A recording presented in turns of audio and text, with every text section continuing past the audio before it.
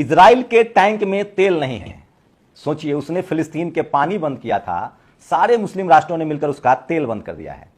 अब सोचिए कि इजराइल घिर गया है, कोई उसकी मदद करने वाला नहीं है। एक तरफ इजराइल ने, सोचिए, सही कहावत है, जब आप बोएंगे पेड़ बबूल का तो आम कहां से पाएंगे। इजराइल अपने आप को सुपर पावर समझता था। उसको लगता था कि उसके अन्याय का कोई अंत नहीं है। उसको लगता था कि उसके इशारे पर दुनिया नाचती है, क्योंकि उसका जो बाप बैठा है वो अमेरिका है।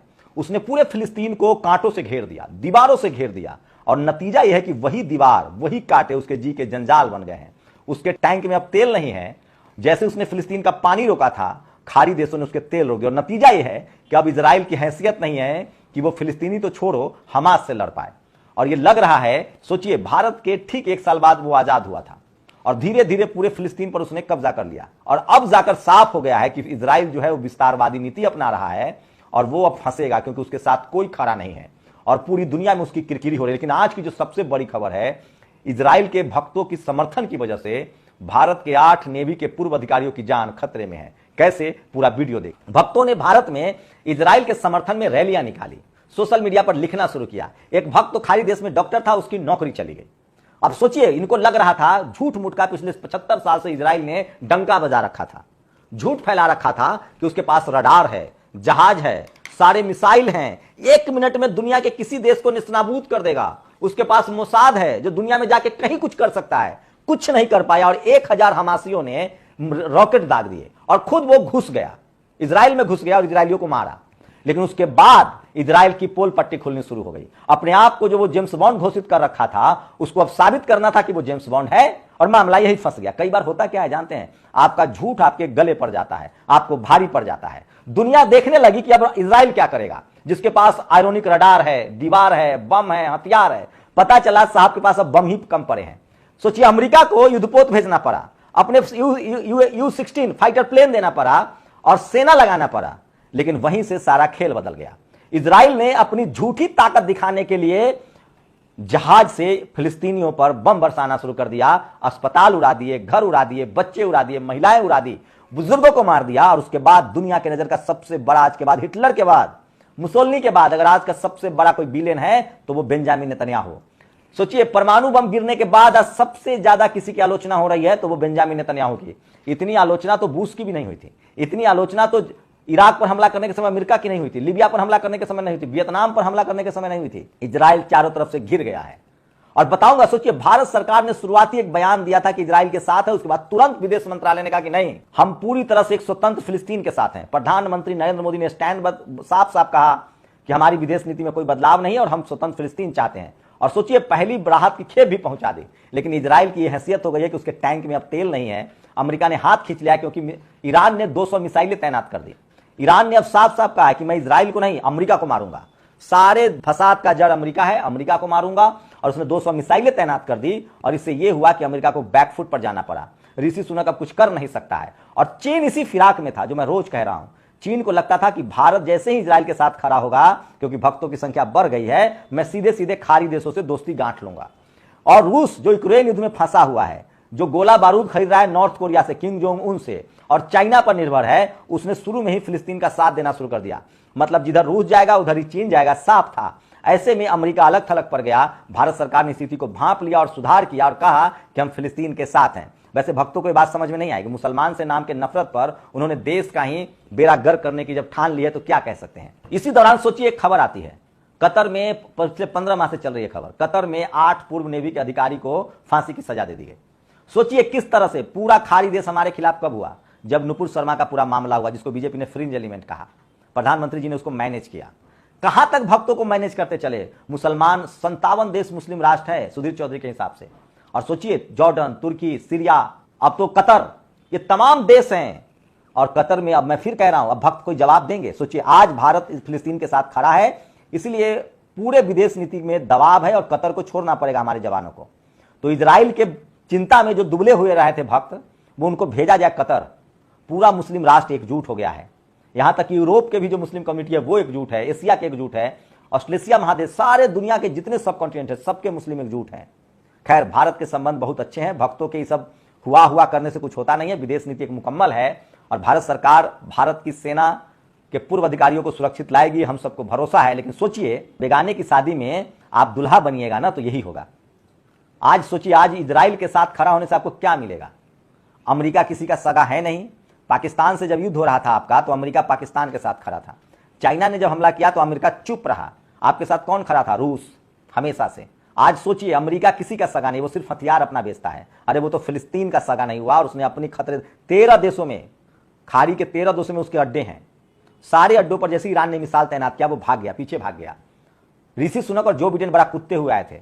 और सोचिए, भारत में आज दिल्ली में प्रदर्शन हुआ, टुकड़े टुकड़े में मुस्लिम समाज के लोग आए, फिलिस्तीन के पक्ष में प्रदर्शन किया। और देखिए किस तरह की तस्वीरें हैं, ये वीडियो हैं। प्रदर्शनकारियों से ज्यादा पैरामिलिट्री फोर्सेज और दिल्ली पुलिस के जवान थे, और उनको सबको डिटेन किया गया। जबकि दुनिया के जितने डेमोक्रेटिक कंट्री हैं, जहां जहां राजतंत्र भी है, वहां भी फिलिस्तीन के पक्ष में प्रदर्शन हो रहा है, क्योंकि मानवता को बचाने की लड़ाई है, इंसानियत को बचाने की लड़ाई है। और इजराइल के बहादुरी का ये आलम है कि बम भी नहीं है उसके पास, टैंकर में तेल नहीं है उनके टैंक में। कह रहे थे कि हम गुरिल्ला जाके जमीन पर हमास को ढूंढेंगे और मारेंगे। इनकी हैसियत नहीं है कि फिलिस्तीन में घुस जाए। एक एक फिलिस्तीनी इनके सामने खड़ा है। और सोचिए, अफगानिस्तान से जो अब अमेरिका नहीं जीत पाया, चाइना नहीं, रूस नहीं जीत पाया, ये खाक जीतेंगे। बेंजामिन नेतन्याहू सबसे बड़ा वॉरियर दोषी है। उसने युद्ध के तमाम इंटरनेशनल नियमों को तोड़ा है, बच्चों को मारा है, महिलाओं को मारा है। और दुनिया के तमाम देश कह रहे हैं कि ये इजराइल बेईमान है, भ्रष्ट है, फिलिस्तीनियों पर अत्याचार कर रहा है, और अब उसको उसकी जमीन वापस लौटानी पड़ेगी, खाली करनी पड़ेगी। ये सबसे बड़ी खबर है। तो सोचिए, भारत कतर में जो भारत के नेवी के 8 पूर्व अधिकारी जिनको फांसी की सजा सुना दी गई है, आज वो सुरक्षित इसलिए आ पाएंगे कि सारा खाड़ी देश भारत के साथ है। और कतर को ये करना पड़ेगा, क्योंकि उसके रिश्ते, वो अपने मुस्लिम देशों के साथ हमारे इतने अच्छे ताल्लुकात हैं, रिश्ते हैं। थोड़ा बहुत असर पड़ा इन भक्तों की वजह से, इन फ्रिंज एलिमेंट की वजह से। ये लोग बहुत डरपोक लोग हैं। ये जुम्मन मियां पर हमला करते हैं, पंचर बनाने वाले पर हमला करते हैं। अब इनको भेजा जाए कतर, और इन्हीं लोगों को भेजा जाए इजराइल। इजराइल लगभग सरेंडर कर चुका है, क्योंकि चारों तरफ से उसको घेर लिया गया है, और उसका हिसाब भी होगा। और एक तो 3-4 चीजें हुई हैं एक साथ। ये जो इजराइल का जो जेम्स बॉन्ड वाली छवि बनी हुई थी, अब साफ हो गया कि अमेरिका का दलाल है, हथियारों का सप्लायर है। ये अमेरिका के बने हथियार बेचता था, एक बात। दूसरी बात, इसके पास कोई ऐसी टेक्नोलॉजी नहीं है जो कुछ कर दे, नहीं तो ये हमास को रोक लेता। मोसाद की भी पोल पट्टी खुल गई है, और तेल इनका बंद कर दिया गया है। इनसे कुछ नहीं होने वाला है। और बेंजामिन नेतन्याहू ने अपनी गद्दी बचाने के लिए अपने देश को युद्ध में झोंक दिया और निर्दोष लोगों को मार दिया।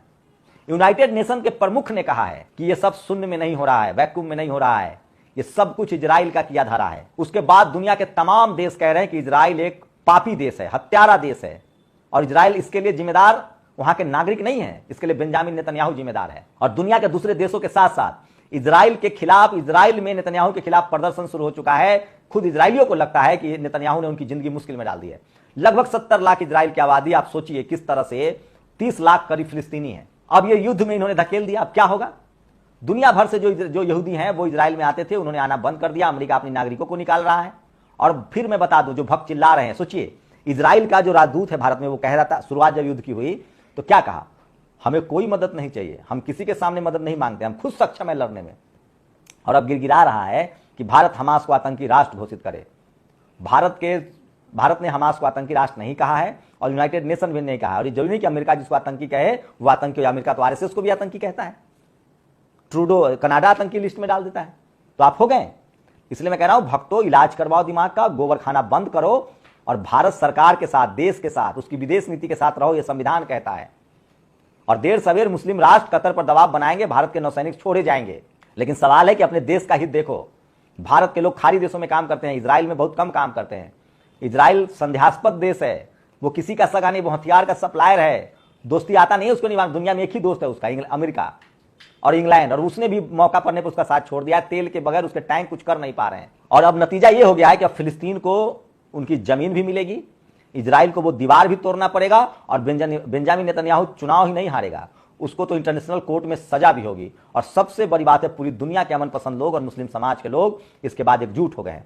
देखिए किस तरह से भारत में आज देश की राजधानी दिल्ली के संसद भवन के पास फिलिस्तीन के लिए लोगों ने धरना दिया, और जितने धरना करने वाले थे उससे ज्यादा पुलिस था, डिटेन किया गया। लेकिन दुनिया भर में आवाज अब उठ रही है, लोग सजग हो रहे हैं, जागरूक हो रहे हैं। लेकिन भक्त कब समझेंगे वो नहीं पता।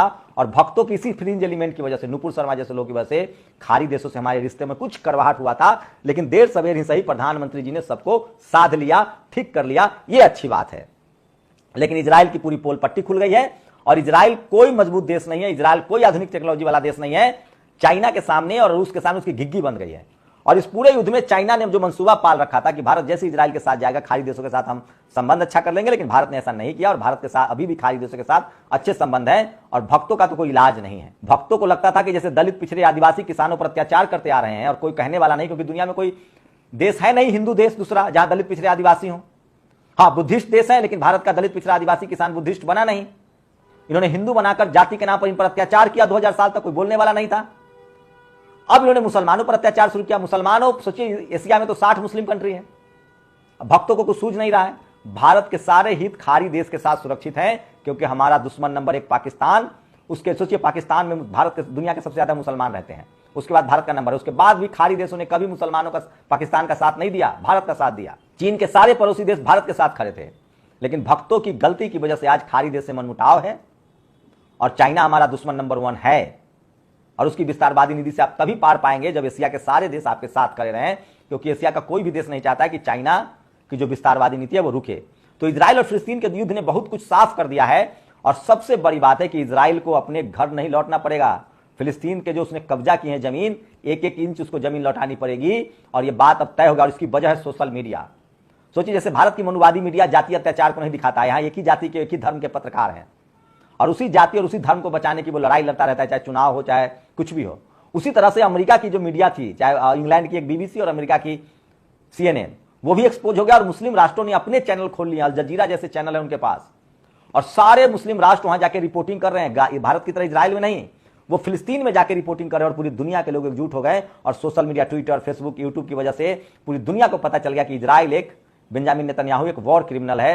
इजराइल फिलिस्तीन पर गलत तरीके से हमला कर रहा है और भारत इकलौता देश है जहां प्रदर्शन नहीं करने दिया जा रहा है। तो चलिए, अंत भला तो सब भला। इजराइल बैकफुट पर है, अब उसको घुटने टेकने होंगे और फिलिस्तीनियों को पर जो जुल्म है उसका हिसाब देना पड़ेगा। आप लोग अपनी प्रतिक्रिया जरूर दीजिए। लेकिन भक्तों के चक्कर में भारत के 8 नेवी अधिकारी जो हैं उनकी मुश्किलें बढ़ेंगी। लेकिन